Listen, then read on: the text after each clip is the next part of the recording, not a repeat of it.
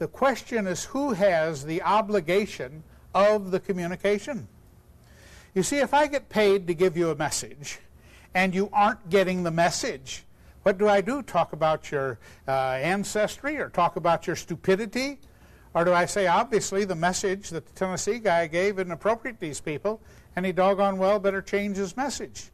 You see, I have the obligation of the communication. And as a teacher, I have the obligation of the communication.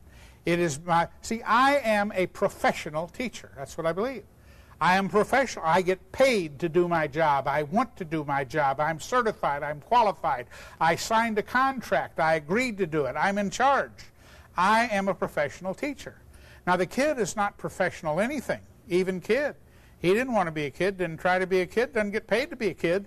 He didn't sign a contract. He didn't say he was going to come in and work hard and do what he's told and raise his hand before he speaks and turn in his homework. He didn't do anything.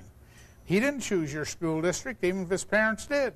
And he didn't choose you either. And he didn't choose your crummy class. And he didn't choose your stupid textbook. And he didn't choose whether you give pop quizzes or whether spelling counts or whether it's due on Friday or whether he sits in the front or whether you call on him, what vocabulary you use, what examples you use. He didn't choose whether you give one day review to start off your class or whether you give a month's review to start off your class. He didn't choose whether you give differentiated assignment. All he did is show up. And as long as he shows up, he's done his part. Now, a lot of people think it's like a 50-50 deal. He does his part, I do my part. I have the obligation of the communication. If I get paid to teach history to kids and they didn't get history taught to them, then it is I who have failed. Because I'm the one who decided what to teach and how to teach and whether to talk about it or whether to put them in groups or whether to hand out study sheets or put something on the board. If I teach history and half of the kids flunk, then it is I who have failed to teach half of the class. Now again, you don't have to like that or agree with that. I'm telling you it's what I believe. I believe that it's my job to teach the kids. And when they fail, it is I who have failed. I'm making the decisions. It shows that the way I chose to teach wasn't helpful to about half of them. And I have the obligation of the change and of the teaching. And by the way, that's the way the world works, just in case you haven't thought about it lately. Suppose they wrote a TV commercial and nobody bought the product. Do you think they'd say, well, it's such a clever commercial, it must be stupid people who watch the program, we're going to upgrade our listeners? No, they don't upgrade listeners. You think they're going to say, well, it's such a great commercial, but it's over their heads, so we'll do 6 commercials for readiness. No, they don't do readiness either. I'll tell you what they do. They bounce the TV writer. It is the job of the TV writer to communicate with his audience, and when he fails, it is he who fails. You don't go around flunking audiences. Now, I believe that. Let me show you how it affects me. Because I told you I started off teaching 8th grade English, and by the second day of teaching, not that week-long stuff beforehand, I don't remember that. The second day of teaching, I discovered that I had to teach spelling out of a stupid spelling book called The Magic Wizard. Now, let's say 8th grade spelling words. Can you believe that? 38 lessons. The first lesson is compound words: windshield, bookkeeping, roommate. You know, the second lesson is agricultural terms, including contour, plowing, insecticide, harrow, furrow. Oh, I've had to spell that many times, furrow. Can you believe that stuff? Well, okay, if I have to do it, I have to do it, all right? But what I also discovered is that there were 12 kids in that room who did not spell. I don't mean didn't spell well, didn't spell correctly, they didn't spell at all. They didn't try to spell, want to spell, give a darn if they could spell. I found later there were others too, but the 12 that were immediately obvious to me had all 12 been retained at least a year, except for 4 that had been retained for 2 years, except for 1 who had been retained 3 years. And they had been in school as long as 11 years, and they had flunked spelling. Now, what am I supposed to do? Say, surprise, surprise, he flunked spelling again this year. What am I supposed to do? Expect them to work hard so they get 3 right instead of 1 right, so they get a higher F than when they only got 1? It's like, look, they didn't spell. They knew they couldn't spell. Their mother knew they couldn't spell. Everybody had been in class with them knew they couldn't spell. The teachers who had them the years before knew they couldn't spell and had duly noted it in a cumulative folder. I mean, they knew they couldn't spell. Their psychiatrists knew they couldn't spell.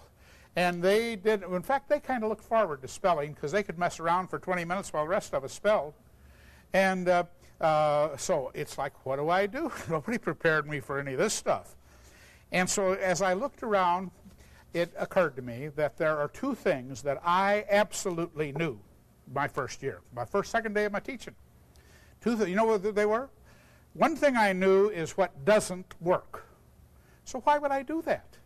I knew what didn't work. What didn't work was retaining them, giving them Fs, telling their mother, sending their work home, having them write each question 100 times, keeping them in from their sports activities, keeping them after school, telling them again.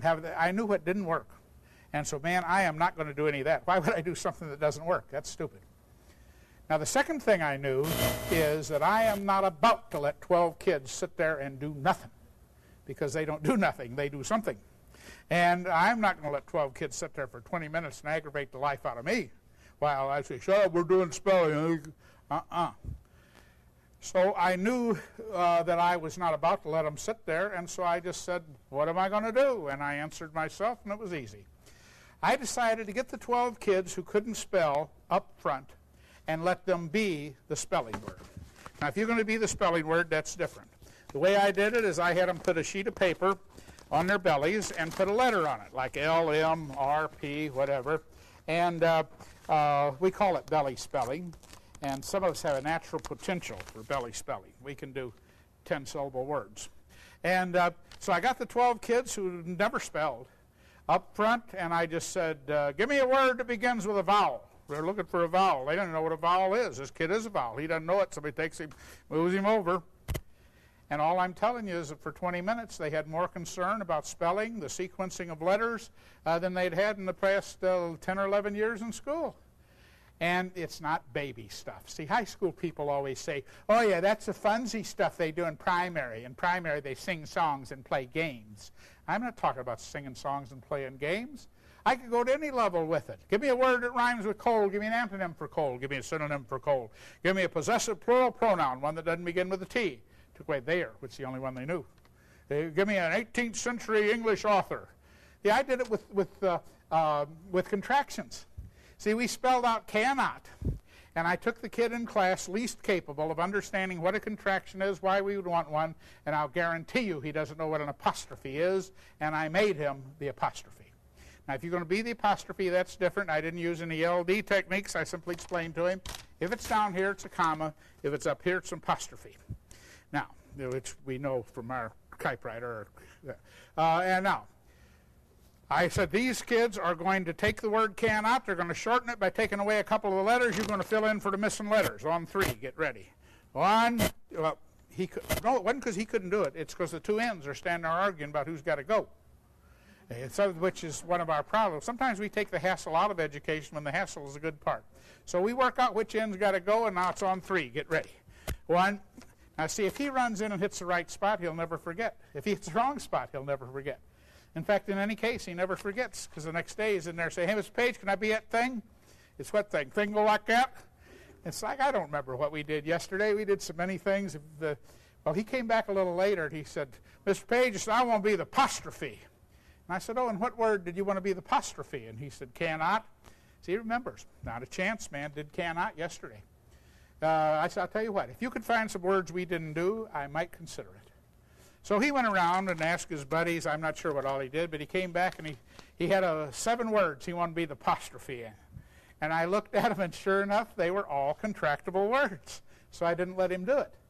Why would I? He had already learned them. See, I'm not talking about funds or messing around. I'm not talking about, the only kids I know who need to work on is kids who don't know it. If you know it, you don't need to learn it. The only kid I know who needs to do 100 worksheets is the kid who can't. Why would a kid who can do 100 worksheets do 100 worksheets? That's just busy work. And so I have a policy in my room about doing it. But what we're talking about, see, is not the funsy or let's play games or let's have fun with the thing. It has to do with the most basic element of teaching, which is the idea that as a professional teacher, I have the obligation of getting the kids involved.